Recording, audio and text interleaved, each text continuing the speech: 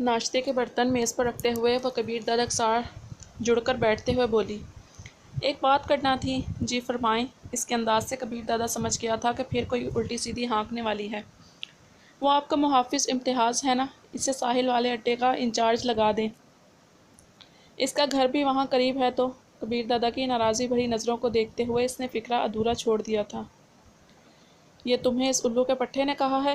کبیر دادا کا لہجہ کافی تپا ہوا تھا۔ یہ ساروں نے تمہیں گینگ کا سردار سمجھ لیا ہے کیا؟ نہیں، ایسی بات نہیں ہے، تناوش نے صفائی دینا چاہی۔ تمہیں پہلے بھی منع کیا تھا کہ ان معاملات میں دخل نہ دیا کرو۔ کبیر دادا نے اسے ہلکے سے ڈانٹا۔ جب کہہ دیا ایسا ہوگا تو بس ہوگا۔ تناوش ایک دم ہٹ درمی پر اتر آئی تھی۔ ہاں، تمہاری سمجھ میں میری بات نہیں آ رہی؟ اس مرتبہ کبیر دادا کا لہجہ کافی سخت تھا۔ زیادہ ڈانٹنے کی ضرورت نہیں، میں نے رونا شروع کر دینا ہے۔ تناوش نے دھمکی دی۔ ہر بات پر ضد ٹھیک نہیں ہوتی تناوش، تم ان معاملات کو نہیں جانتی ہو۔ میں پاگل یا بے وقوف نہیں ہوں جو اسے محافظ کی جگہ پر رکھا ہوا ہے۔ کبیر دادا نے اسے سمجھانا چاہا، ہاں یا نا میں جواب دیں، منہ سمجھنے پر تیار نہیں تھی۔ نہیں نہیں نہیں۔ کبیر دادا نے انکار میں سر ہلایا، اور اس کے بعد تم کاروباری معاملات میں بالکل دخل اندازی نہیں کرو گی۔ اس مرتبہ تناوش نے کچھ کہے بغیر خاموشی اختیار کرتے ہوئے ناشتے سے ہاتھ کھینچ لیا۔ اب ناشتہ کرنا کیوں چھوڑ دیا؟ آپ کریں، مجھے بھوک لگی تو بعد میں کھا لوں گی، ناراضی بھرے لہجے میں کہتے ہوئے اس نے پیچھے ہو کر صوفے کی پشت سے ٹیک لگا لی۔ البتہ کبیر دادا سے دور ہونے کی کوشش نہیں کی تھی۔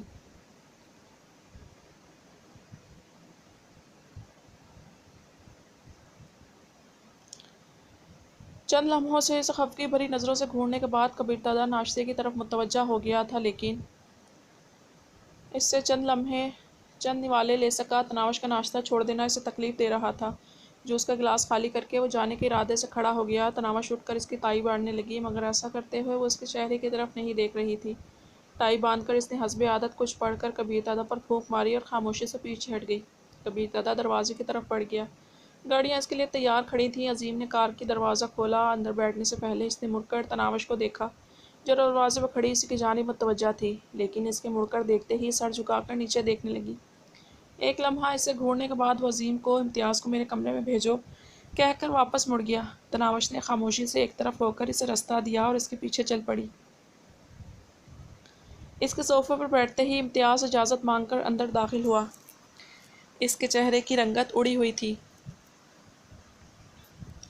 اوئے گدھے، یہ کیا تم لوگوں نے میری بیگم سے الٹی سیدھی سفارشات کرانا شروع کر دیا ہے؟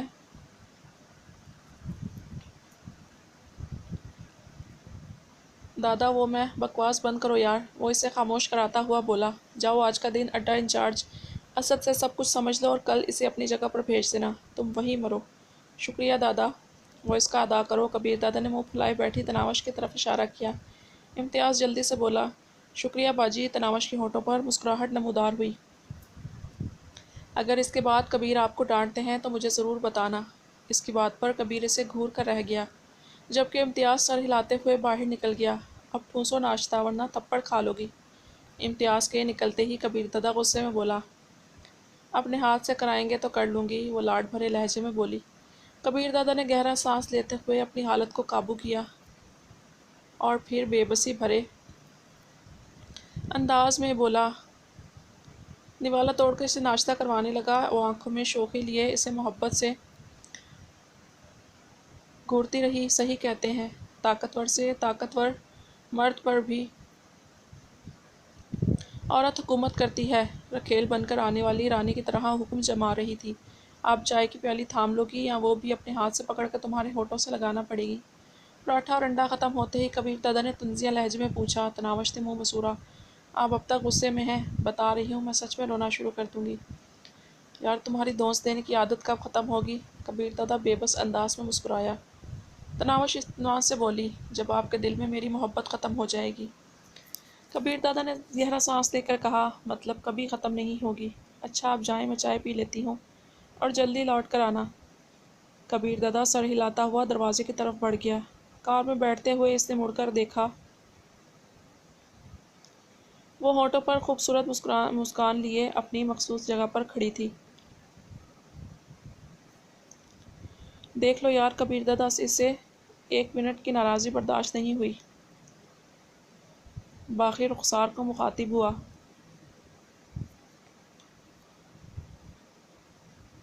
رخسار بولا، امتیاز کے تو مزے ہو گئے، جانے کب سے اس کوشش میں مصروف تھا۔ میں نے کل مشورہ دیا کہ اگر کام کروانا ہے تو باجی کو بتا دو، اور اب بھی باجی ناشتہ تیار کرنے نکلی تو محترم پہنچ گیا، اور دیکھو کتنی آسانی سے اس کا کام ہو گیا۔ باقی نے کہا، سچ کہوں تو پہلے پہلے مجھے باجی بالکل بھی اچھی نہیں لگتی تھی، اب تو اپنی سابقہ سوچ پر ندامت ہوتی ہے۔ صحیح کہہ رہے ہو یار، اتنی مخلص، اتنی عزت احترام دینے والی اور ہمدرد اس سے بہت پہلے کبیر دادا کی زندگی میں آ جانا چاہیے تھا۔ رخسار نے اس کی تائید میں سر ہلایا، پہلے کب آتی یار۔ باقر ہنسا، وہ تو اب کچھ پہلے ہی آ گئی ہے، عمر دیکھی ہے، چھوٹی سی گڑیا لگتی ہے۔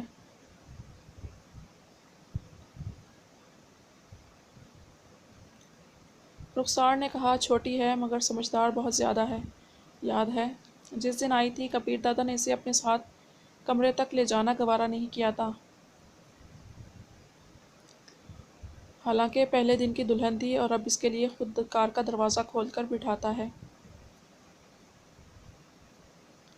بلکہ آج کی بات لے لو، جب پہلے کبیر دادا کو رخصت کرنے آئی تو صاف معلوم ہو رہا تھا کبیر دادا اسے خفا ہے، لیکن خفا ہونے کے باوجود اس نے نہ شوہر کا خیال رکھنا چھوڑا اور نہ اپنی روزمرہ ترک کی۔ اگر خفا ہو کر کمرے میں بیٹھی رہتی تو شاید کبیر دادا واپس نہ مڑتا۔ ناراض رہ کر بھی شوہر پر اپنی توجہ نچھاور کرنے پر کبیر دادا کیسے بھاگ کر واپس گیا اور اس نے اپنی بات بنوا لی۔ یقیناً امتیاز کی وجہ سے وہ کبیر دادا سے ناراض تھی۔ باقی نے اندازہ لگایا اس کے علاوہ کیا بات ہو سکتی ہے۔ رخسار نے اس کی تائید میں سر ہلا دیا تھا۔ رات کو کبیر دادا کے سینے پر سر دھرے وہ چاہت بھرے لہجے میں پوچھ رہی تھی، میرے لیے کیا قربان کر سکتے ہو؟ تم جانتی ہو۔ کبیر دادا کا جواب حسب منشا تھا، کیا یہ سارا ٹھاٹ باٹ، یہ گاڑیاں، بنگلے، عیش و آرام کی زندگی، یہ سب کچھ چھوڑ سکتے ہو؟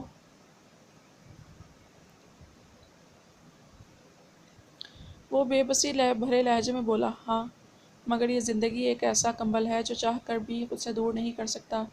جانتے ہیں، عیش و آرام کی زندگی ہر لڑکی کا خواب ہوتا ہے، خوبصورت لباس، قیمتی زیورات، حکم ماننے کے لیے نوکروں کی قطار، سونے کو پرتعش خوابگاہ، سفر کے لیے آرام دہ گاڑیاں، یہ سپنوں کی دنیا ہے، زمین ہی پر جنت کے مزے دینے والی مراد۔ مگر کبیر میری جان، حرام کی دولت پر یہ عیش و آرام ہم کب تک کر پائیں گے؟ ایک دن مرنا تو ہے۔ کیا ہمارے پاس احکم الحاکمین کی بارگاہ میں پیش کرنے کے لیے کوئی جواز، کوئی بہانہ موجود ہے؟ کبیر ہنسا، لگتا ہے میری زندگی سے تنگ آ گئی ہو۔ اگر میں کہوں ہاں، میرے لیے کبیر دادا کو قتل کر دیں تو کیا جواب ملے گا؟ اس کے ہونٹوں پر مسکراہٹ بھری نمودار ہوئی، کم از کم نہ میں جواب نہیں ملے گا۔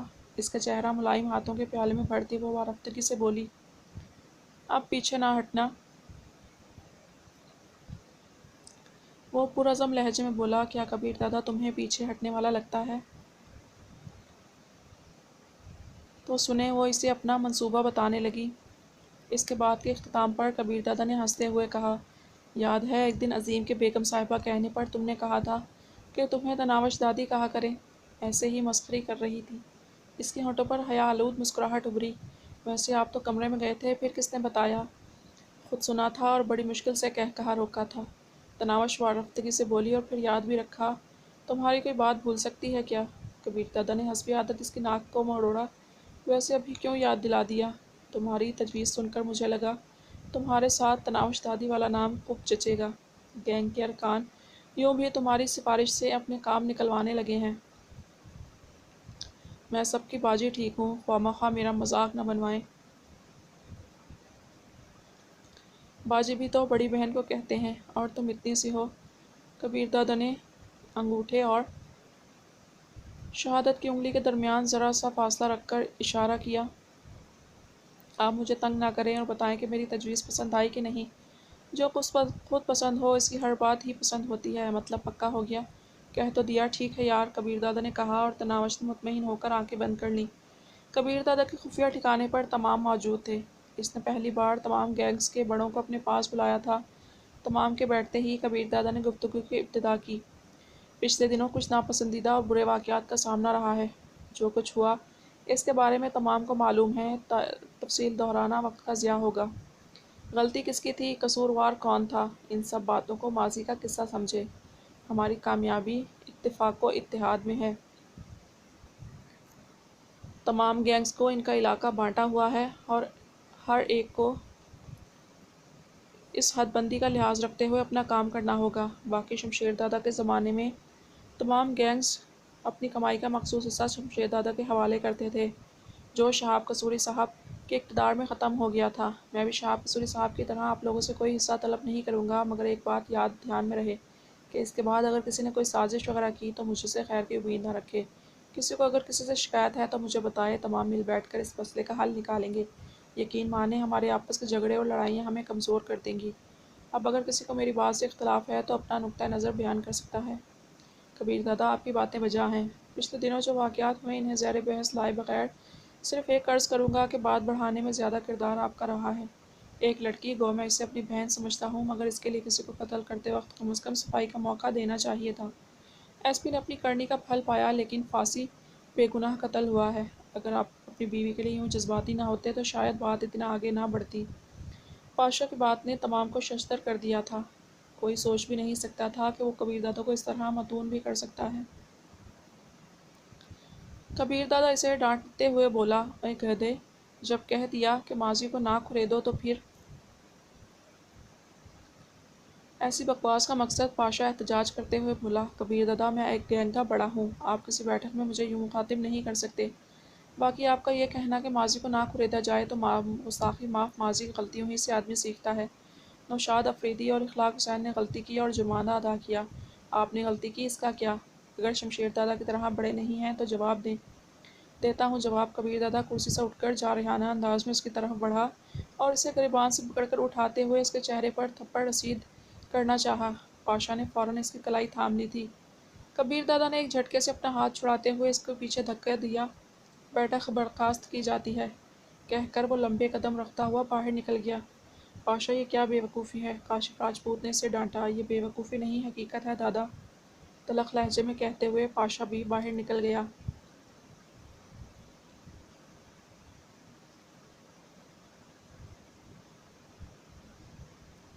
اسے کیا ہوا ہے؟ پاشا کے باہر جاتے ہی شہاب قصوری نے حیرت کا اظہار کیا۔ جہاں تک میں سمجھتا ہوں اصل بات کوئی اور ہے۔ اخلاق حسین نے معنی خیز انداز میں سر ہلایا۔ باقی بھی اپنی اپنی رائے دینے لگے۔ یار پاشا، کیا مسئلہ کیا ہے؟ نوشاد اور اخلاق حسین وہاں سے سیدھا پاشا کے خفیہ اڈے پر پہنچے تھے۔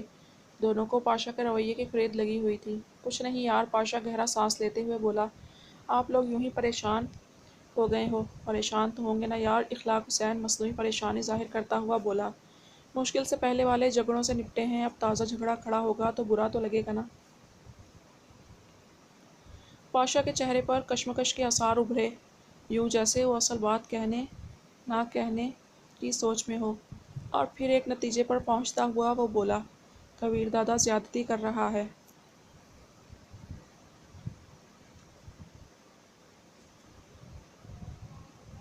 کیسی زیادتی؟ اخلاق حسین نے لہجے میں ہمدردی سموتے ہوئے پوچھا۔ آپ ہم سے بات کریں، شاید اس مسئلے کا کوئی بہتر حل نکل آئے۔ وہ مجھے گینگ ختم کر کے اپنے گینگ میں شامل ہونے کا حکم دے رہے ہیں۔ ایک گینگ کا سربراہ ہونے کے بعد میں نمبر 2 کے درجے پر تنزلی کیسے برداشت کر سکتا ہوں؟ پاشا نے بادل خواستہ ساری بات اگل دی تھی، مگر اس نے تو بڑے شوق سے تمہیں اپنے گینگ سے علیحدہ کر کے دوسرا گینگ بنانے کی اجازت دی تھی، پھر اب کیا ہو گیا ہے؟ اخلاق حسین نے حیرانی ظاہر کی۔ شاہ جی صحیح کہہ رہا ہے، نوشاد کے دماغ میں بھی وہی سوال اٹھا تھا۔ پاشا بیزاری سے بولا، اس کی وجہ بھی وہی مصیبت ہے جسے میں اپنی بہن بنا بیٹھا ہوں۔ کیا مطلب؟ دونوں کے منہ سے بیک وقت ایک ہی سوال نکلا تھا۔ گڑیا کی حفاظت کے لیے کبیر دادا مجھے واپس اپنے گینگ میں لا رہا ہے۔ اس کا ارادہ ہے کہ میں گڑیا کا محافظ بن کر رہوں۔ یہ کوئی طریقہ نہیں ہے یار۔ بے شک وہ میری بہن جیسی ہے، مجھے عزیز بھی ہے، لیکن میں ایک گینگ کا سربراہ ہو کر کسی لڑکی کا محافظ بن کر تو نہیں رہ سکتا نا۔ بات تو صحیح ہے آپ کی۔ اخلاق نے فوراً اس کی ہاں میں ہاں ملائی۔ نوشاد بھی اس بات میں سر ہلانے لگا تھا۔ پاشا نے سیاق بھرے لہجے میں پوچھا، اب آپ مشورہ دیں، کیا کرنا چاہیے؟ اخلاق حسین نے گلا کھنکار کر معنی خیز انداز میں کہا، ویسے کبیر دادا اور آپ کا رشتہ ایسا ہے کہ ہم کچھ کہتے ہوئے اچھے نہیں لگتے۔ بھاڑ میں گیا رشتہ یار، سب سے پہلے انسان کی اپنی ترجیحات ہوتی ہیں۔ میں بے وقوف تھا جو کبیر دادا کے لیے جان دینے کی سوچا کرتا تھا، اور اس کے دل میں میری اتنی عزت ہے کہ اپنی بیوی کا محافظ بنا دیا، اور خود اس کا ظرف دیکھو کہ ایک لڑکی کے لیے اپنے استاد کی گردن توڑ دی۔ حقیقت تو یہ ہے کہ یہاں سب کو اپنی پڑی ہے، ہر ایک کا اپنا فائدہ اور اپنا نقصان ہے۔ جھوٹے اخلاقیات، منافقانہ عزت و احترام میں ڈوب کر میں اپنا مستقبل نہیں گنوا سکتا، اور اگر کسی کو اپنے فائدے کے لیے دوسرے کی جان کی قربانی دینا پڑ جائے تو کون قدم پیچھے ہٹاتا ہے؟ آپ نے اور نشاد افریدی نے اپنے فائدے کے لیے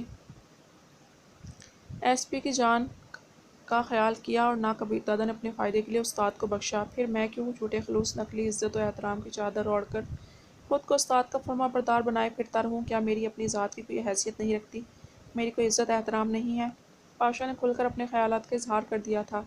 تم 100% حق پر ہو پاشا، اخلاق حسین نے چہرے پر منافقانہ ہمدردی سجاتے ہوئے کہا۔ کبیر دادا زیادتی کر رہا ہے، میرا بھی یہی خیال ہے۔ نشاد کہاں پیچھے رہنے والا تھا؟ بڑی مشکل سے انہیں کبیر دادا کے خلاف اتنا مضبوط سہارا ملا تھا، وہ یہ موقع ہاتھ سے کب گنوا سکتے تھے؟ تو پھر کیا کروں؟ اگر بغاوت کرتا ہوں تو کبیر دادا سے مجھے کوئی بھلائی کی امید نہیں ہے۔ جس شخص نے اپنے استاد کو معاف نہ کیا وہ شاگرد کو کہاں بخشے گا؟ پاشا کے لہجے میں خوف کی جھلک واضح تھی۔ اخلاق حسین نے کہا، ہم دونوں آپ کے ساتھ ہیں پاشا، اسی لیے تو پوچھ رہا ہوں کیا کروں آپ دونوں کے سامنے۔ میں نے اسی لیے کھل کر بات کی ہے کہ آپ دونوں کبیر دادا کی اصلیت جانتے ہو۔ پاشا نے ان پر اعتماد کا اظہار کرتے ہوئے انہیں کھل کر مشورہ دینے کی ترغیب دی۔